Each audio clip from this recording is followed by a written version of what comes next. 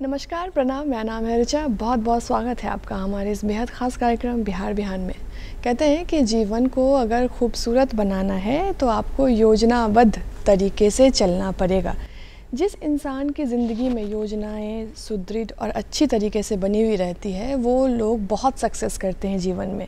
आप अगर देखेंगे किसी दिन अगर आप सुबह उठे और आप पूरे दिन की योजना बना लें कि आपको क्या करना है, कहाँ जाना है, कैसे काम करना है, तो आप देखेंगे आपके पास बहुत भारी मात्रा में आपके पास वक्त बच जाता है, जो कि आप अपने लिए दे सकते हैं, अपने क्रिएटिव फील्ड में दे सकते हैं, आपको जो पसंद है आप उसमें दे सकते हैं। तो आज हम इसी विषय पर चर्चा करेंगे, लेकिन उससे पहले आप जानते हैं कि हम दिन की शुरुआत अनमोल वचन के साथ करते हैं। तो आइए देखते हैं कि आज का अनमोल वचन क्या है।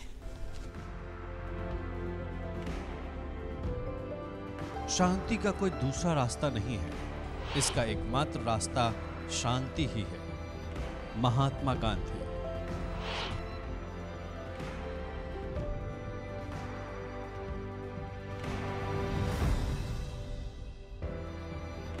चलिए कार्यक्रम की अब शुरुआत करते हैं और हमेशा की तरह हम एक आपको ऐसे मेहमान से मिलाते हैं जिनके जीवन से आप बहुत सारी चीज़ें सीख सकते हैं, बहुत सारी प्रेरणा ले सकते हैं। आप जीवन में कठिनाइयों को कैसे पीछे करके आप आगे बढ़ सकते हैं।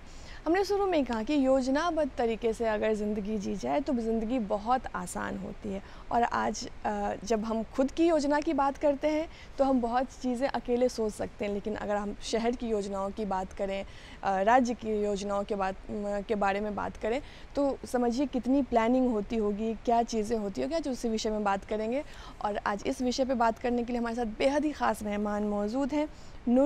डॉक्टर नूरुल हक सिवानी जी, जो कि उप सचिव हैं योजना एवं विकास विभाग पटना के। सर बहुत बहुत स्वागत है आपका। सर जैसे हमने पहले मतलब शो की शुरुआत में कहा कि जब खुद की योजना बनानी पड़ती है तो भी लोग बहुत बार सोचते हैं। आपको तो इतने सारे काम हैं जो कि बहुत ही टेक्निकल है, क्रिटिकल है, लेकिन शुरू से शुरुआत करते कैसे प्रारंभिक शिक्षा हुई, कहाँ पे हुई और ऐसे इस क्षेत्र में कैसे आना हुआ? सबसे पहले आज इंटरनेशनल फ्रेंडशिप डे है और दूसरा हमारा जो हिंदू माइथोलॉजी के हिसाब से सावन का महीना चल रहा है, जो बहुत पावन महीना माना जाता है। इस पावन महीने और इंटरनेशनल फ्रेंडशिप डे पे हम सभी को बहुत बहुत बधाई देते हैं। इसके साथ अगर हम लोग अपना देखें तो हमारा जीवन जो शुरुआती जो जीवन रहा है वो गांव से रहा है। गांव में एक छोटा सा स्कूल हुआ करता था, इसे बीएमसी मकतब कहा जाता था, जो उर्दू मीडियम का स्कूल होता था। अच्छा। और हम लोग 5th तक उर्दू मीडियम से ही पढ़े हुए थे। और वहाँ पे एक स्टोरी है जो हम पहले भी बता चुके हैं दूरदर्शन के माध्यम से। वहाँ पे हमारे 2 टीचर हुआ करते थे। अच्छा। एक अली अख्तर मौली साहब हम लोग उनको बोलते थे, जो उर्दू मीडियम से ही थे, और एक पंडित जी थे जिनका नाम अभी भी हमको मालूम नहीं है। उनको पंडित जी से ही हम लोग जानते थे। अच्छी चीज़ें ये थी कि हमारा स्कूल उर्दू मीडियम था और हम सारे बच्चे, मैक्सिमम बच्चे जो थे उर्दू मीडियम से ही पढ़ने वाले थे। पंडित जी उर्दू नहीं जानते थे, लेकिन होता क्या था कि जब मौली साहब छुट्टी पे चले जाते थे तो हम लोगों का जो भी पढ़ाई थी वो लगभग ठप हो जाता था, मतलब रुक सा जाता था। तो हम लोगों की पढ़ाई रुके नहीं, इसके लिए एक सबसे बड़ी अगर देखा जाए आज के लिए, और हमको लगता है कि इसका अनुकरण सबको करना चाहिए, तो पंडित जी मौली साहब से उर्दू सीख लिए ताकि बच्चों को डिस्टर्ब नहीं हो, और हम लोग को उर्दू पढ़ाया करते थे। क्या बात है। ये मतलब मेरे लिए एक बहुत इंस्पायरिंग रहा है और हमेशा हमको लगता है कि आदमी कोशिश करे तो कुछ भी कर सकता है। बस एक पॉजिटिव थिंकिंग होनी चाहिए लोगों में जी। अच्छे कुछ करने के लिए। तो मैंने 5th तक वहाँ से पढ़ा। 5th के बाद 5वीं तक स्कूल ही था। तो वहाँ पे एक तरह से कहा जाए तो मैं अच्छा स्टूडेंट था, मतलब 1st 2nd रैंक पे रहता था। लेकिन वहाँ के बाद जब हाई स्कूल गया तो हाई स्कूल, अब तो लगभग हर पंचायत में हाई स्कूल हो गया है। पहले कम से कम 10 किलोमीटर के रेडियस में हाई स्कूल हुआ करता था, वो आपको भी शायद पता ही होगा। तो वहाँ पे जाने के बाद आदमी विलुप्त हो गया, मतलब पता ही नहीं चला कि हम भी कहीं पे हैं। लेकिन फिर 10th में जाने के बाद 10th में मेरा परफॉर्मेंस ठीक रहा, मतलब स्कूल में 4th टॉपर थे। और उसके बाद हमको लगा कि नहीं, कुछ किया जा सकता है, मतलब कुछ ठीक है। फिर मैंने प्रयास किया पहले AMU एडमिशन लेने का अलीगढ़ मुस्लिम यूनिवर्सिटी में, परंतु किसी कारण से एडमिशन वहाँ नहीं हो पाया। फिर मेरे एक कज़िन थे जो JNU में पढ़ते थे उस वक्त, तो मैं वहाँ से मूव कर गया, दिल्ली चला गया। तो दिल्ली में अगर देखा जाए तो 91 में मैं कंप्यूटर कोर्स में एडमिशन लिया था। और मैं उस वक्त के बारे में बताऊं तो मैं जब गांव में आया और गांव में लोगों को बताया कि लोगों का तो एक रहता ही है जागरूकता कि आप वहाँ पे क्या कर रहे हैं, तो मैंने बताया कि मैं कंप्यूटर कोर्स कर रहा हूँ। तो गांव में लोग कंप्यूटर सुने भी नहीं थे। एक हमारे भाई हैं, कज़िन हैं जो एडवोकेट हैं, तो उनका कहना था कि नहीं हम सुने हैं लेकिन देखे नहीं हैं। अच्छा। तो उस वक्त मैंने कंप्यूटर कोर्स किया। कंप्यूटर कोर्स करने के बाद फिर +2 में मैंने वहीं पे एडमिशन लिया, जो कज़िन मेरे थे JNU में, उन्हीं के द्वारा। तो government boys senior secondary school एक सरोजनी नगर में है, वहाँ पे एडमिशन मेरी हुई। तो एक तो हम लोग यहाँ पहले उर्दू मीडियम 5th, फिर से उसके बाद हिंदी मीडियम 10th, और उसके बाद 11th में जाके इंग्लिश मीडियम हो गया। तो ये सारी कठिनाइयाँ जो रही कि उर्दू से आपको हिंदी में शिफ्ट करना और हिंदी से फिर इंग्लिश में शिफ्ट करना। तो इंग्लिश में शिफ्ट करना तो बहुत टफ हो जाता था।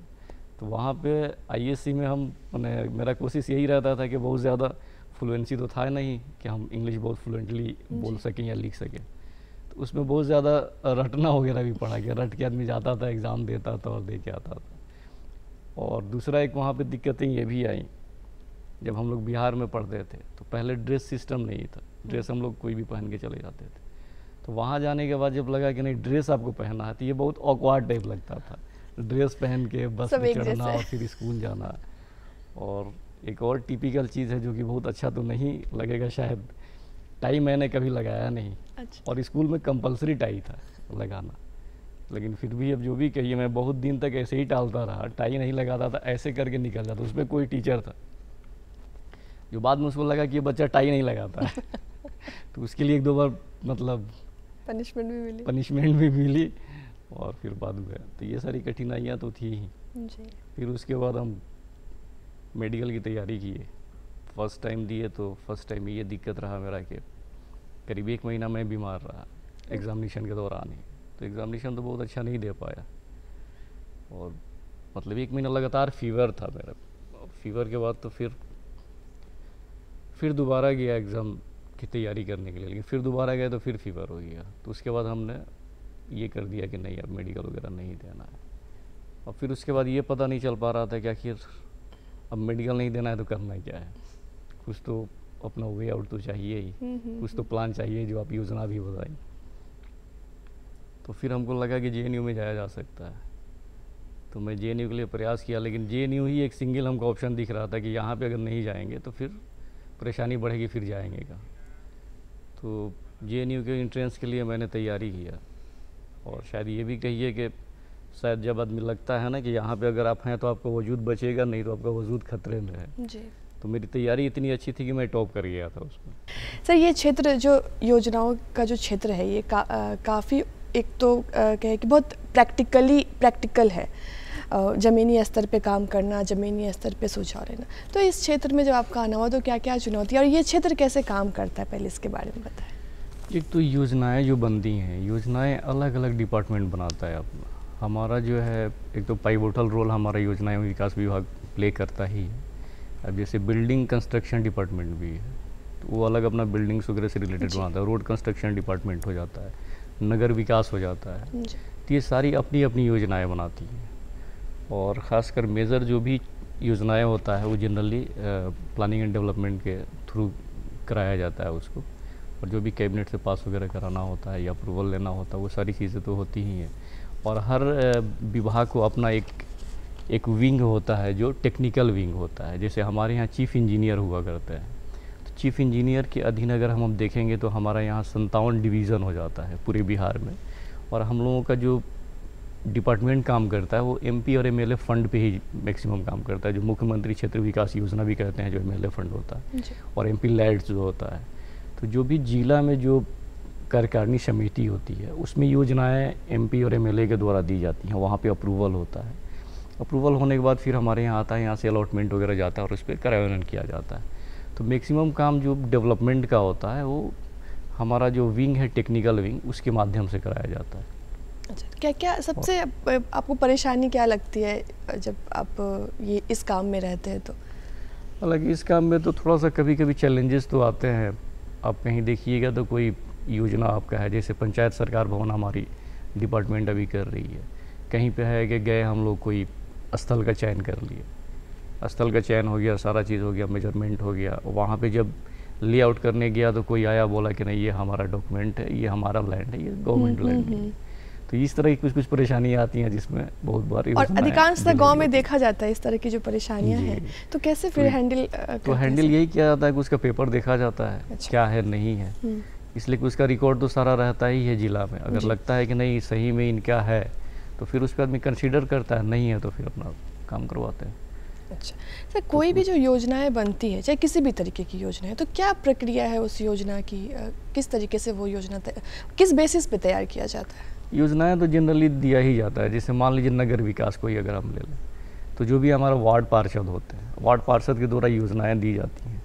योजनाएं को फिर हम लोग एक तरह से कहिए तो सशक्त स्थायी समिति में जाता है, फिर हमारा जो भी बोर्ड का मीटिंग होता है उसमें जाता है, वहाँ से अप्रूव होता है और उसमें प्रायोरिटी वाइज जो भी हमारा अलॉटमेंट रहता है, अलॉटमेंट को देखते हुए प्रशासनिक स्वीकृति दी जाती है और प्रायोरिटी वाइज उसको संचालित किया जाता है, मतलब उसको बनवाया जाता है। तो इसलिए कि योजनाएं तो काफ़ी ले ली जाती हैं। बहुत बार देखिएगा तो 10 योजनाएं ले ली गई, जो 10 योजनाएं मान लीजिए थोड़ी देर के लिए 10 करोड़ की है और आपके पास अलॉटमेंट मुश्किल से 2 करोड़ ही है, तो आपको उसी हिसाब से करना पड़ता है कि प्रायोरिटी में कौन पहले करना है कौन बाद में करना है। अच्छा। और कुछ कुछ समाज में है तो परेशानियाँ तो आती ही हैं कोई भी योजना धरातल पर लाने में। जैसे लोगों का जो है ना, लोगों का कुछ कंस्ट्रक्टिव लोग होते हैं, कुछ डिस्ट्रक्टिव लोग होते हैं।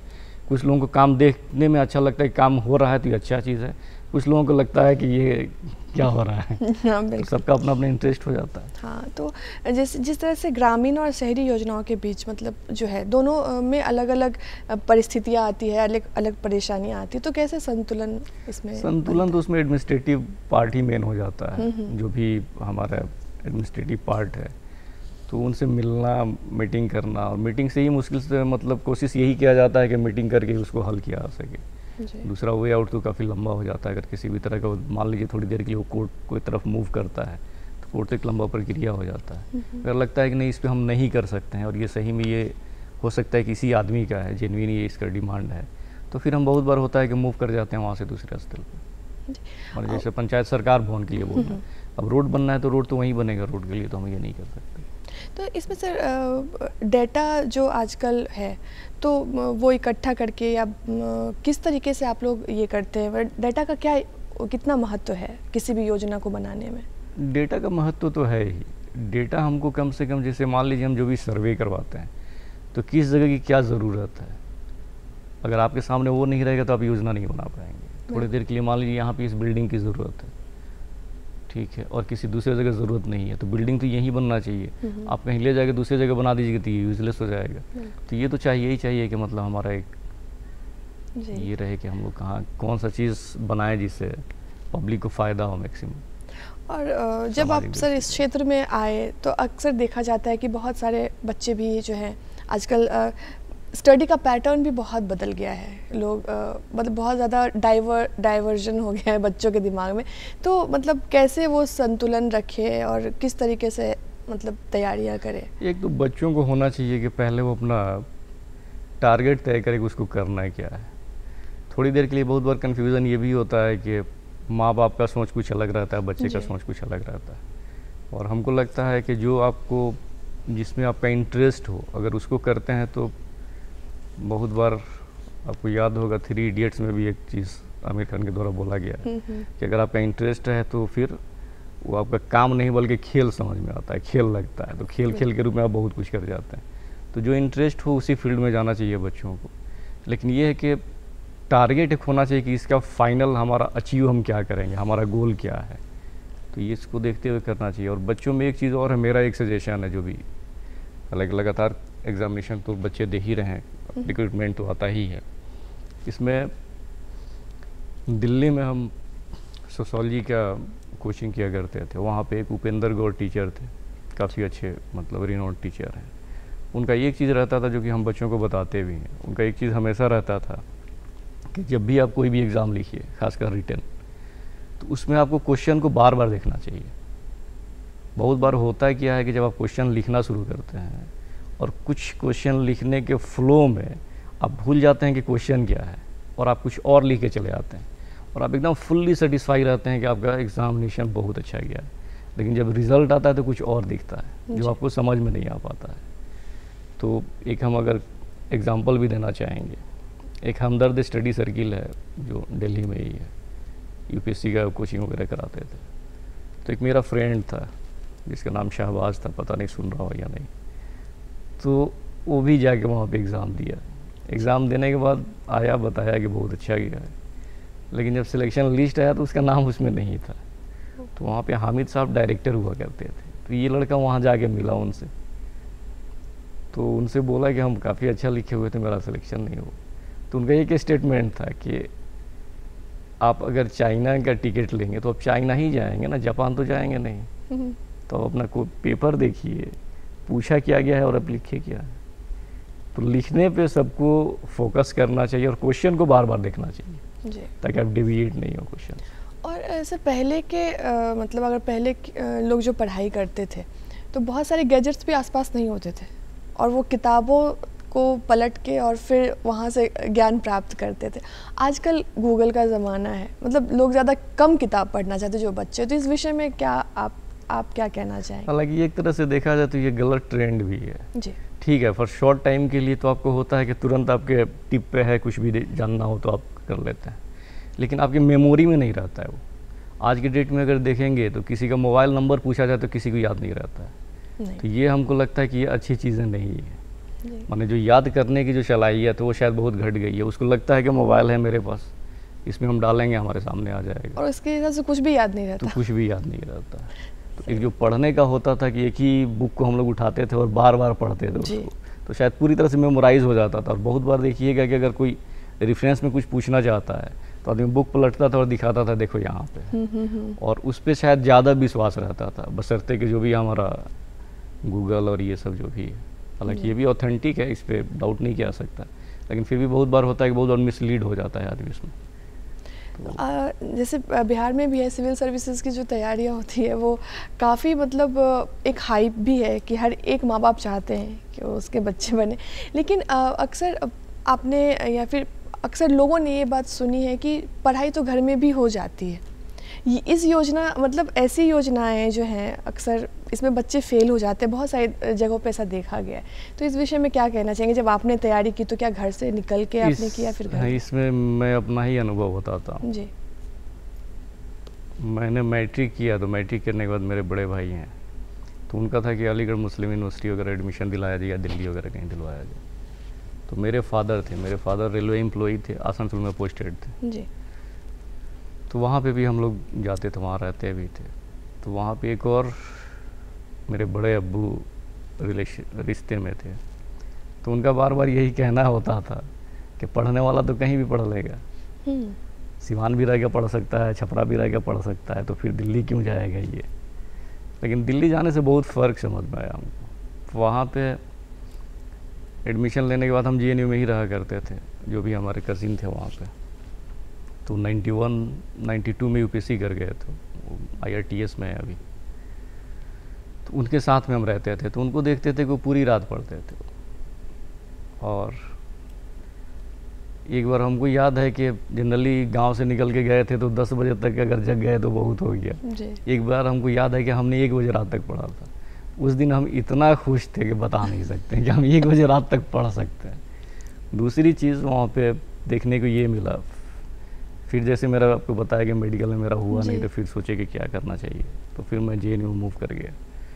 तो JNU एक यूनिक जगह था, और अभी तो छोड़े हुए हम लोगों को 16-17 साल हो गया, शायद बहुत चेंजेस वहाँ आ चुके हैं। तो वहाँ पे देखने को मिलता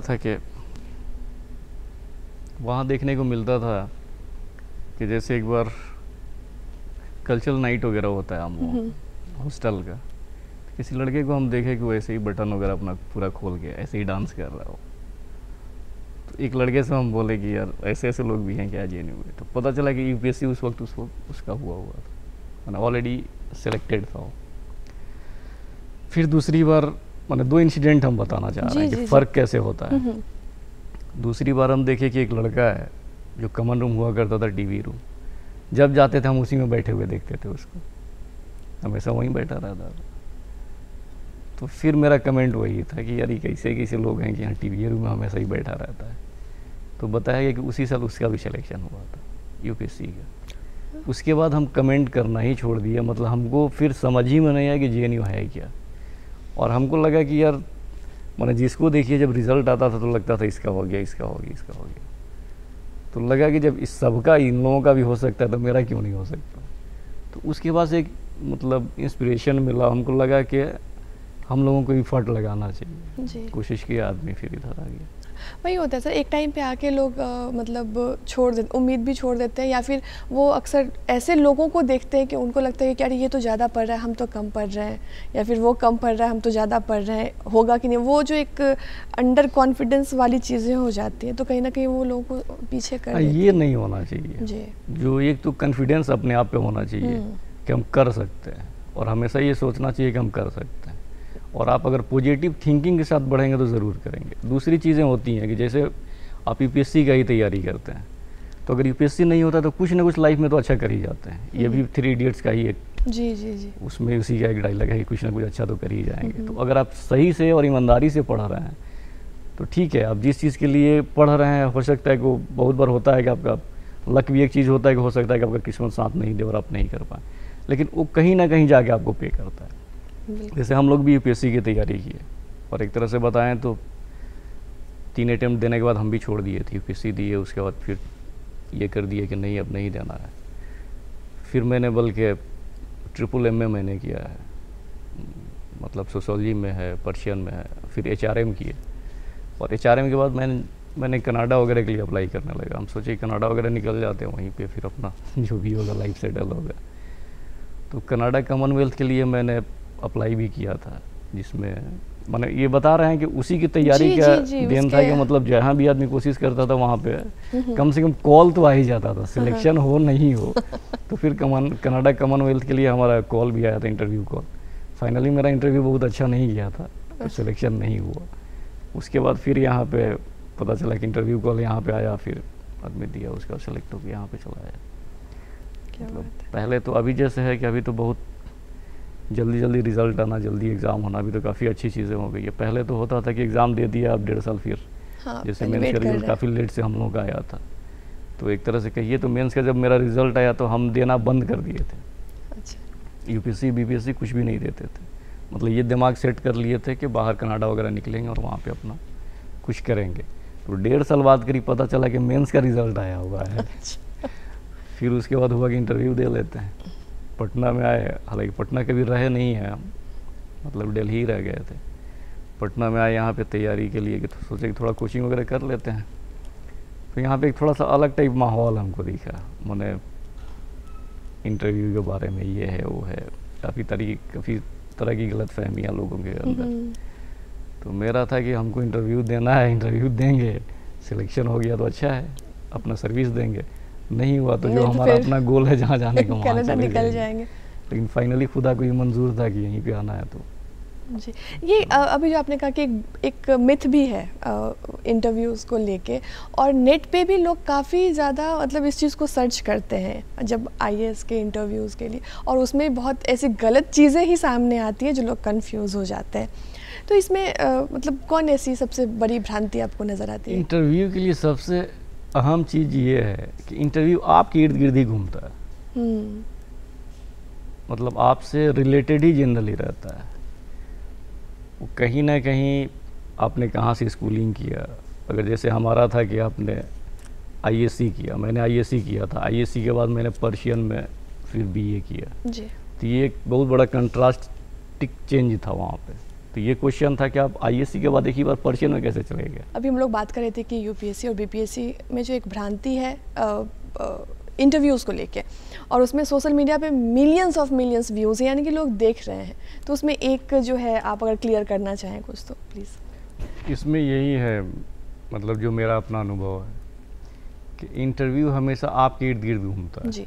माने जो भी आपके लालन पालन से रिलेटेड हुआ, आपके गांव से हुआ, आपके डिस्ट्रिक्ट से हुआ, आपके स्टेट से हुआ, उसके बाद आपसे रिलेटेड क्या चीज़ है, आपका एजुकेशन से हुआ।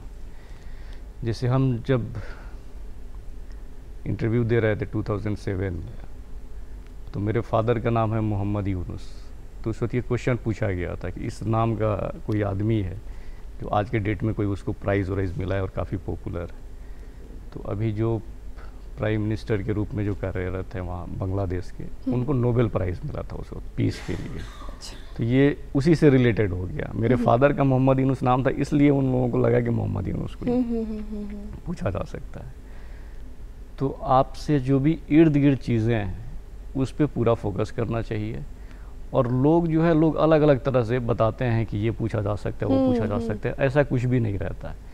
और बहुत लाइट मोड में ही रहना चाहिए, बहुत प्रेशर नहीं लेना चाहिए, बहुत टेंशन नहीं लेना चाहिए। और आलतू फालतू चीज़ों जो भी इर्द गिर्द से लोग बताते हैं कि ये कर लो वो कर लो, उस पर ध्यान न देते हुए अपने इर्द गिर्द जो भी चीज़ें हैं उस पर ही फोकस करनी चाहिए। और दूसरा, इंटरव्यू के लिए एक चीज़ ये भी ज़रूरी होता है कि जो आप एकदम कंफर्म है, जो जानते हैं, वही चीज़ बताना चाहिए। अगर नहीं जानते हैं तो सॉरी बोल के आगे बढ़ जाना चाहिए। गलत चीज़ें नहीं बतानी चाहिए, वो निगेटिव इम्पैक्ट डालता है। हम अपने इंटरव्यू के बारे में बताएं तो जैसे हमसे पूछा गया कि आपने ISc किया है तो बताइए कि बैक्टीरिया क्या है। तो मैंने बताया कि बैक्टीरिया प्लांट है, लेकिन कैसे ही ये हमको पता नहीं है अभी, इसलिए कि हमको उसके आगे पूछा ही जाता कि बैक्टीरिया अगर प्लांट है तो कैसे है। तो उसके आगे हम कंफ्यूज थे कि क्यों है, हालांकि सेल वॉल की वजह से होता है वो। तो हम उसके आगे यही मतलब अपने ही से काट दिए कि बैक्टीरिया प्लांट है, लेकिन कैसे है ये हम कंफर्म नहीं है। सही बात। अपने आप को जानना आपको बहुत आगे तक ले जाता है कि आपको क्या पता है क्या नहीं पता है। सर, आज अंतर्राष्ट्रीय फ्रेंडशिप डे भी है और आपने कहा भी कि मित्रों का ना जीवन में बहुत बड़ा योगदान होता है। तो आप कुछ ऐसा साझा करना चाहे तो? हाँ, हमको लगता है कि ब्लड रिलेशन तो एक रिलेशन होता ही है, लेकिन मित्र जो होते हैं उनका शायद मतलब आपके लाइफ में बहुत बड़ा रोल होता है। वो चाहे आपको आगे ले जाएं या पीछे ले जाएं, अब डिपेंड करता है कि आप मित्र बनाते कैसे हैं। तो मेरा भी एक अनुभव अपना है, जैसे मैं अब जिस सर्विस में अभी हूँ, ये भी शायद एक मित्र का ही देन है। एक मेरा फ्रेंड हुआ करता था पल्लव कुमार, शायद पता नहीं, देख तो नहीं रहा होगा। तो पहले फॉर्म वगैरह यहाँ अप्लाई जब होने लगा तो पल्लव अपना भर रहा था, फिर हमको बोला कि शिवानी तुम भर दो। हम बोले नहीं यार, नहीं भरना है। तो अपने से वो एक तरह से कहिए तो ज़बरदस्ती फॉर्म अपना भरा, मेरा भी भरवाया। फिर उस दौरान जब यहाँ पे PT होने वाला था तो मैं कहीं और का मेंस लिख रहा था, तो यहाँ के लिए कुछ पढ़ नहीं पाए थे और एक सप्ताह बाद यहाँ एग्ज़ाम होना था। तो फिर हमको कॉल किया, हम थे कहीं और किसी स्टेट का दे रहे थे। तो उसने कहा कि शिवानी इसका आ गया है, चलो चल के दे लेते हैं। तो हम बोले नहीं यार, हम नहीं जाएंगे। तो उसका रोल यही रहा कि वो अपना टिकट कराया और ज़बरदस्ती मेरा भी टिकट करवाया और हमको लेके आया कि चलो पटना में घूम के चले आएंगे। ठीक है, चलो तुम्हारा अच्छा एग्ज़ाम नहीं होगा, ऐसे ही चलते हैं, घूम के चले आएंगे। वो हमको लेके आया, साइंस कॉलेज में मेरा सेंटर था PT का। अब फॉर्चुनेटली कहिए तो एग्ज़ाम दिए, PT हो गया, मेंस हुआ और फिर फाइनली सर्विस में हम आ गए। तो ये उसी का देन एक तरह से कहा जाए तो फ्रेंड का बहुत बड़ा रोल हो जाता है जी। और वो मतलब एक परिवार अच्छे दोस्त बहुत कम मिलते हैं, तो इंसान को कोशिश करनी चाहिए कि अच्छे दोस्तों को ना खोया जाए जी। और ये होना भी चाहिए कि जब एक बार आपकी मित्रता गहरी हो गई तो वो लंबे समय तक रह जाती है, शायद ज़िंदगी भर रह जाती है। सर, अगर आपके प्रोफाइल की बात करें, आप जिस क्षेत्र में हैं अभी, तो उसमें एक है कि अक्सर देखा गया है कि ग्रामीण और शहरी योजना के बीच का जो संतुलन है उसको कैसे मतलब बरकरार रखते हैं आप? इसमें तो अलग अलग योजनाएं हो जाती हैं। जैसे आपको अभी हम बताएं कि अलग अलग डिपार्टमेंट है जो करता है। जैसे बिल्डिंग डिपार्टमेंट अपना करता है, या रोड डिपार्टमेंट करता है, या नगर विकास करता है, फिर से ये हमारा योजना विकास वगैरह डिपार्टमेंट करता है। तो योजना विकास का तो हो जाता है कि MP और MLA फंड हो जाता है। तो इसमें फ़ायदा ये होता है कि नगर विकास जो है वो नगर के लिए कर सकता है, ग्रामीण विकास जो है ग्रामीण के लिए कर सकता है। लेकिन हमारे यहाँ से जो योजनाएं होती हैं, ये फ़ायदा ये होता है कि उसका क्षेत्र तो सारा आ जाता है, नगर क्षेत्र भी आ जाता है और ग्रामीण क्षेत्र भी आ जाता है, तो कहीं भी योजना दे सकता है। अच्छा। तो ये संतुलन बनाने में, जैसे मान लीजिए नगर क्षेत्र में अगर कहीं रोड की ज़रूरत है तो MLA फंड से, MP फंड से बन सकता है, ग्रामीण में ज़रूरत है तो ग्रामीण में बन सकता है। तो ये हमारा जो डिपार्टमेंट है ये एक संतुलन करने में बहुत बड़ा रोल प्ले करता है दोनों के। और जब संतुलन की बात आती है तो सर एक अंतिम सवाल लेंगे कि सामाजिक कार्यकर्ताओं की क्या भूमिका होती है किसी भी योजना को बनाने में? हालांकि सामाजिक कार्यकर्ताओं की तो बहुत बड़ी भूमिका हो जाती है। ऐसे सही से देखा जाए तो जो भी एक सोशल सर्वे कहा जाता है, बल्कि वो अक्सर जो भी, जैसे मान लीजिए कोई भी NHE हम कहीं से निकाल रहे हैं तो उसका सोशल सर्वे करवाते हैं।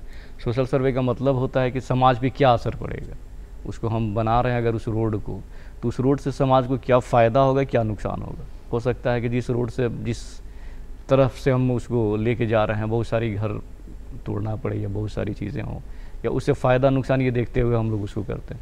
और दूसरा चीज़ है कि जो भी मीटिंग है, बहुत सारी जिला में कमेटी गठित रहती हैं, इसमें सोशल कार्यकर्ता भी उसके मेंबर्स हुआ करते हैं और उनसे सजेशन लिया जाता है, सजेशन लेके कार्यान्वयन किया जाता है। उनके सजेशन के हिसाब से भी बहुत चीज़ें अपनाई जाती हैं। सर, आज बहुत सारी ऐसी बातें हुई जो कि आपसे आजकल के जो जनरेशन है वो भी सीख सकते हैं और प्रेरणा भी ले सकते हैं। सर, चलते चलते क्या कुछ संदेश देना चाहेंगे हमारे दर्शकों को आज? आज का यही है कि इंटरनेशनल फ्रेंडशिप डे है। इंटरनेशनल फ्रेंडशिप डे को देखते हुए दोस्त तो बनाए ही, लेकिन अच्छे दोस्तों को न खोएं। अच्छे दोस्त बहुत मुश्किल से मिलते हैं। दूसरा है कि ये हमारा जो महीना जो चल रहा है हिंदू माइथोलॉजी के हिसाब से, तो ये बहुत पावन मंथ है। तो इसमें जो भी आप स्पिरिचुअली कर सकते हैं, जो भी पॉजिटिव चीज़ें कर सकते हैं, उस पर ध्यान दें, निगेटिव चीज़ों पे ना दें। तो शायद हमारा ये मंथ भी कम सफल रहे और हमारा फ्रेंडशिप डे भी सफल रहे। जी सर, बहुत बहुत शुक्रिया आपका, आप इस शो में आए और इतनी अच्छी बातें साझा की। आपका बहुत बहुत धन्यवाद। Thank you. उम्मीद करते हैं कि आपको हमारा कार्यक्रम आज बहुत अच्छा लगा होगा और आपने बहुत चीज़ें सीखी भी होंगी। आपको कैसा लगा कार्यक्रम, ज़रूर हमें लिख के बताइएगा। हमारा पता है, उठाइए कलम और लिखिए हमारा पता।